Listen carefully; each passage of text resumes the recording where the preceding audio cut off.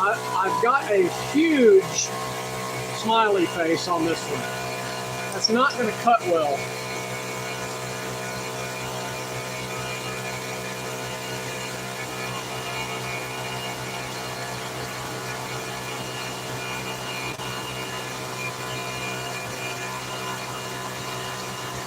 So I need a little bit more downward pressure.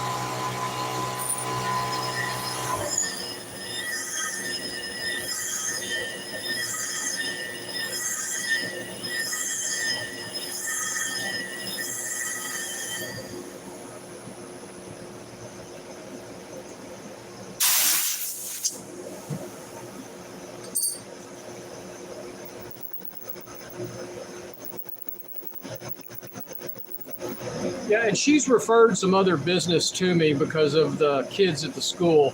All right, that one looks good. So I gave it a little bit more downward pressure on it, and I've got an even. Instead of having a big smiley face on there, it's evened out across the teeth, and that's where you want it.